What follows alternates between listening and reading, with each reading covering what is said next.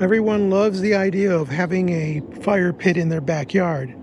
Unfortunately for us, it delivered too much smoke, and so therefore we were looking for another option. And now, thanks to the Home Depot Seeds program, we're looking at the Pluto R19 portable outdoor fire pit.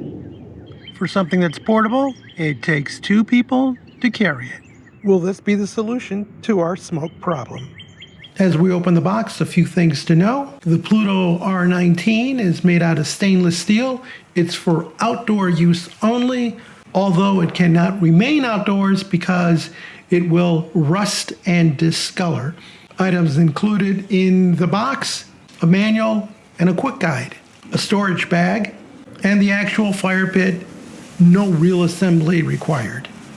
To put together, you grab the bottom part of the fire pit and ash pan.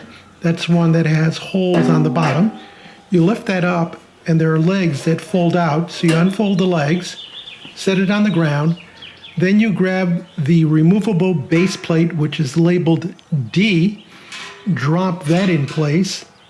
And then over that, you're going to put the upper part of the fire pit, which is labeled C. And there's a ring of holes, and that's facing towards the top. And that goes into a groove. There's little dimples on the bottom pan that align with the upper. And you just turn it into the lock position, and that holds those 2 parts together. And then finally, we place the flame ring on top. And as you'll see later in the video, the flame ring actually goes the other way with the slope side going up. After use and thoroughly cleaning out the unit, you put it in storage by simply folding up each of the 3 legs and placing it inside the carrying bag. The unit weighs less than 20 pounds. I know what you're thinking. Can it be more compact before I put it away? Because right now it's 19 inches. Well, yes, it can. As before, fold up the legs, remove the fire ring. Now separate the upper and lower fire pit. Remove the ash pan on the bottom.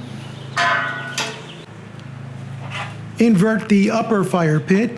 Place it inside the lower fire pit. Put the ash pan in. And then the fire ring. As you can see, we're down to about 10 inches. By using this method, we lower the height, and we also make it easier to put in the storage bag. The way this fire pit is different from your typical fire pit is that it has a double wall, and on the outside of that wall, there's some holes at the bottom that allow oxygen to come up through that double wall and out here at the top. And that serves 2 purposes. One, it brings in more air than you would get if there were just holes strictly on the bottom. And 2, that air, as it's coming up, warms up because on the inside there's a fire going on. So it preheats this air, and then you have gases that are coming off the wood as it's burning, and some of those aren't completely ignited. So that superheated air enters, mixes with the unburnt gases, and ignites, giving you a hotter fire and therefore less smoke because you're burning more of those gases. Okay, so much for the theory of how it works. So what I've done is I've put in some newspaper at the bottom, some kindling, and then some dry wood on top of it in a square fashion, building up. Of course, you could also go in the TP route. And then I'm going to light it. Make sure you put the ring on, and the ring goes high side up. One nice advantage of the high sides is it helps keep the wind from blowing out your kindling. I don't know if you can see, but we do have actual wood ignited and burning. It's still smoking, but I think as more of the wood ignites and it starts to heat up, that smoke should abate.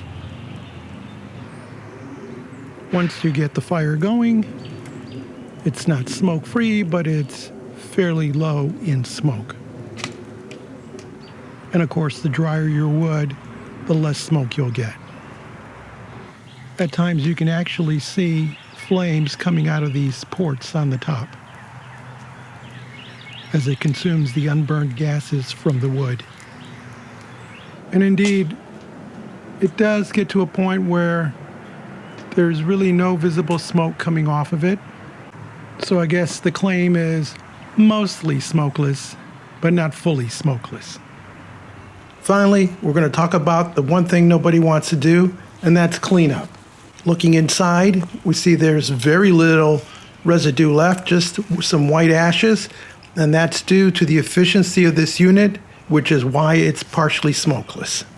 Cleanup is as easy as removing the flame ring, the upper pit, taking out the ash base, emptying that, and emptying out the bottom. As expected, there's some discoloration of the flame ring, the upper pit, and the base pan. After use, you're advised to wipe these items down with a paper towel and some water. Then we'll be ready to store this away until next time.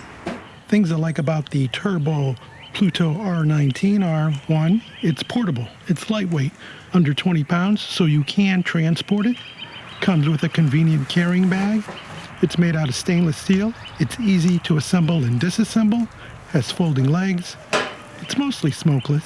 It's easy to get a fire going.